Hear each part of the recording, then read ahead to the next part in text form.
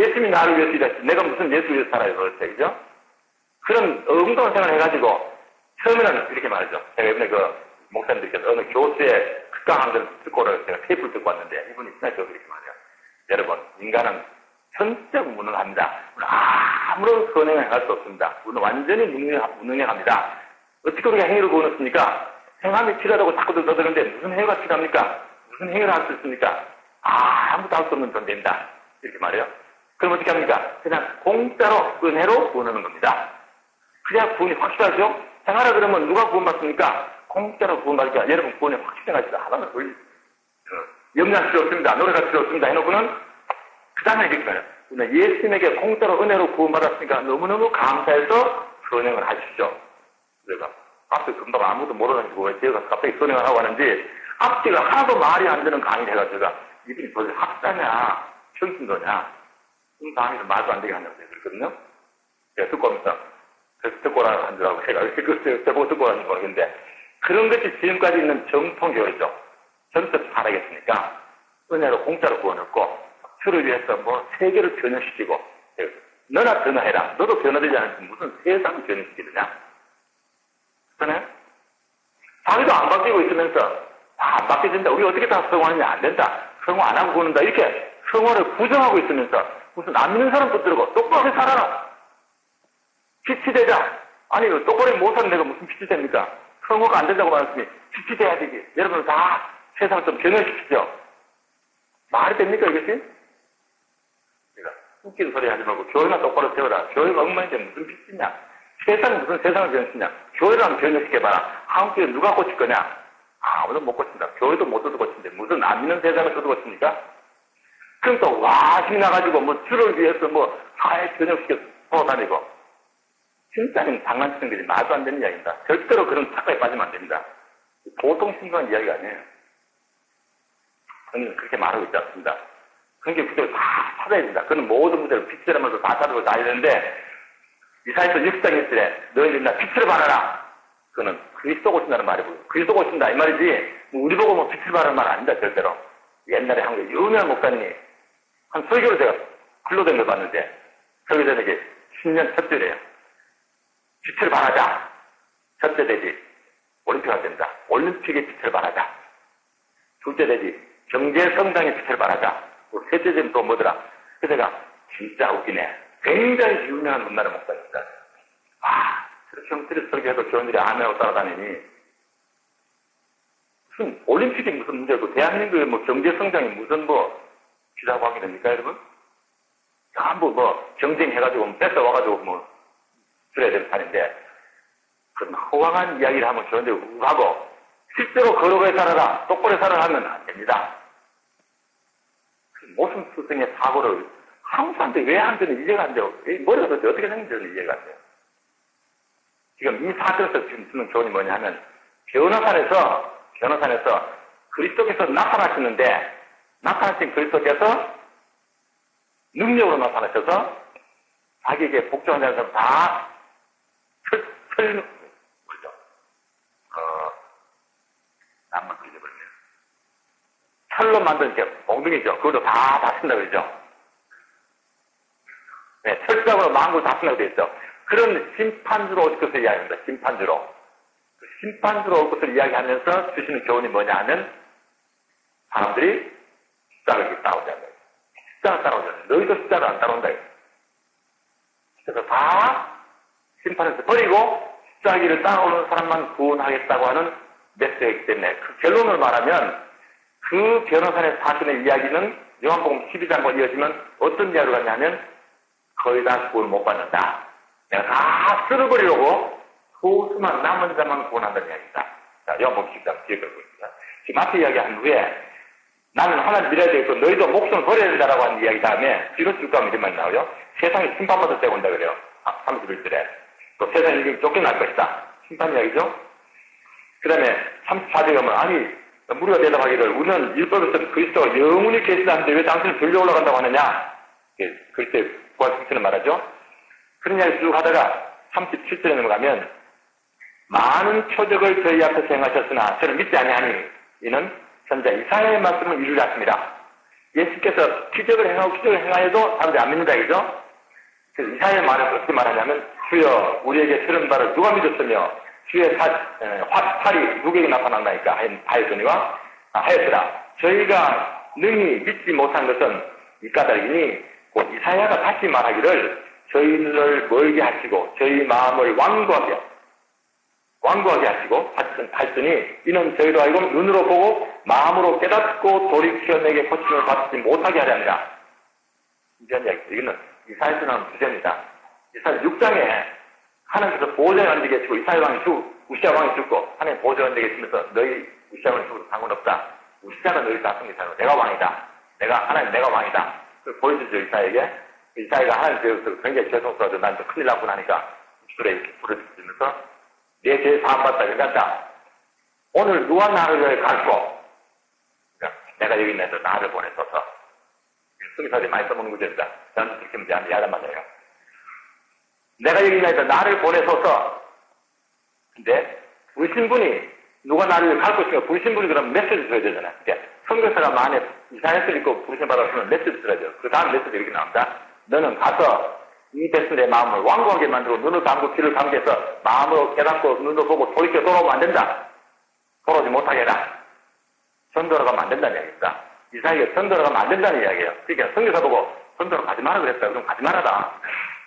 근데 뒤에는 아니고요. 꼭 아니고 꼭 앞에 내가 여기 있는 나를 보내서 딱 한 번만 안 통하니까 자꾸 문제가 생기죠. 오지 말라는 얘기, 가지 말라는 얘기. 그래서 이사야가 너무나 안담해도 하나님 그러면 언제까지 그러란 말입니까? 그러니까 딱 다 썰어버릴 때까지 다 10분의 1이 남아있어도 내가 다 썰어버려야 된다. 하고 나서 다만 그 책임만 남긴다. 이게 거룩한 씨다. 이 거룩한 씨로 새로 하게 돼요. 새로 됩니다. 그래서 결국은 유다 나라를 멸망시켰는데 바빌론으로 풀었죠. 유다 멸망시킵니다. 나중에 바빌론 돌아오죠? 예수님이 오셨습니다. 예수님이 오셨을 때 누가 예수님을 처형했습니까? 유대교 지도자입니다. 에베소 무리와 발센과 서기관들이 예수님 죽였죠. 그러니까 예루살렘에 있던 그 유대 나라가 없어졌다가 다시 나라는 회복이 안 됐지만 돌아와가지고 로마 제국 때 살고 있으면서 교회를 유지해왔는데 그 교회가 특별히 교회 지도자들이 예수님 십자가에 못 박았어요. 그래서 이제 씨 뿌는 비유를 하시면서 마법은 이렇게 돼 있죠. 이 씨 뿌는 비유를 깨닫지 못하면 다른 모든 비유를 깨달을 수 없다. 중요합니다. 이 씨 뿌는 비유가 뭐냐? 천국의 비밀이다. 이 비밀을 너에게는 알려주지만 저들에게는 알려주지 않는다. 이렇게 말해요. 저들에게는 알려주지 않는다. 너에게는 알려주는 것이다. 얘들이 예수님 왜 비유로 말씀하십니까? 다른 사람이 알려주지 않으려고. 그럼 보통 이렇게 말하죠. 예수님은 아주 훌륭한 교육학자가 되어서 잘 알아듣기 쉽게 비유를 베푸셨다. 그건 잘못된 해석이에요. 예수님이 못 알아듣게 하려고 비유를 베푸신 거예요. 어떻게? 10분 그거 너무 쉬우니까 탁탁 알아듣죠? 오해다. 그렇게 해야 돼. 내가 한 말을 못 알아듣고 엉뚱히 알아듣는 게 비유입니다. 엉뚱히 알아들어요. 우리가 열심히 전도해서 많은 사람 모으자, 30, 100세로 만들자.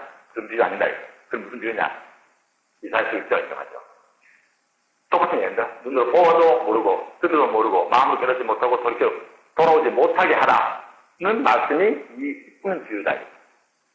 그 말은 10분의 비유가 뭘 말하냐? 길가에 돌짝밭에 같이 점들은 것처럼 대부분의 사람은 말씀을 듣고, 설교 듣고, 교회 다니고 다 해도 전혀 오해를 해서 깨닫지 못해서 구원이 되지 못하고 옥토했지만 구원받는 이야기.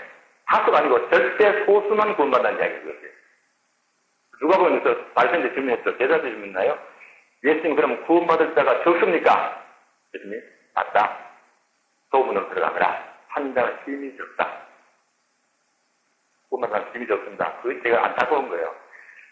한국에는 교인들이 많이 먼저 제가 다니면서 구원받은 사람이 힘이 적성자라고 이렇게 하려니까 보통 나쁜 사람이 아니죠.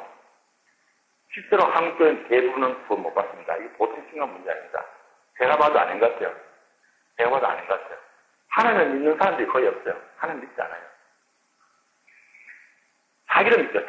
자기를 믿고 자기가 하나님께 헌신하고 가난한 하나님께 헌금해주고 힘없는 하나님 도와서 전도하고 다 하지 하나님이 힘이 있다고 믿거나 하나님이 돈이 있다고 믿지 않아요. 하나님이 얼마나 돈이 있으면 은혜 가지고 빚내가지고 다 처리하지 절대로 한 개 받아 쓰지 않죠? 모든 거 빚내서 다 처리합니다. 이 사회를 변혁시키기 위해서 사람을 동원해서 연명 서명 날인 하루 가지 하나님께 기다고 처리하지 않아요. 하나님 신이 하나도 없어요. 그죠? 한국 사람들이 하나님 믿습니까? 한국 교인들이? 그런데 성경에 말하기를 믿는다고 힘이 졌다. 구원부터 힘이 졌다.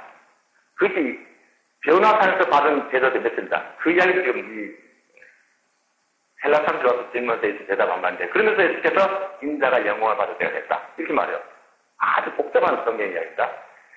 다 구원 얼마 못 받고 남은 자만 구원을 받는데 그것을 두고 말하면서 나는 영광을 받을 때가 됐다. 십자가를 죽고 구원하면서 같은 십자가에 동참하는 사람 소수만 구원받을 말하는 아주 힘주던 메시지예요.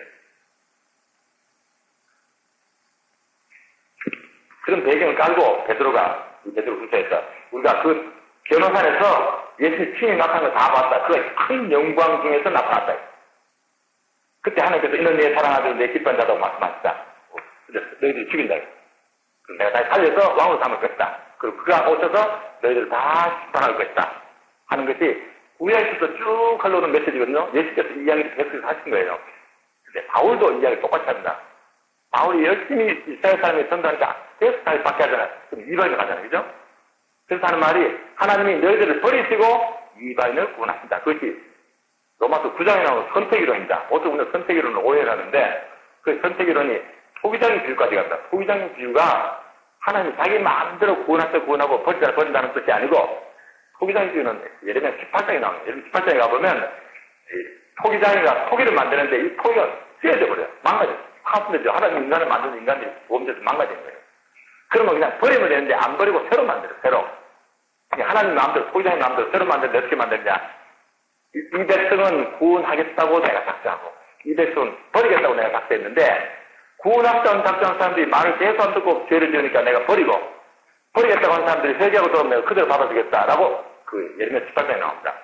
토기장의 비유를 말하면 구약 성경을 아는 유전자를 알아듣는데 우리 한국 사람은 구약을 보니까 오해를 하는 거죠.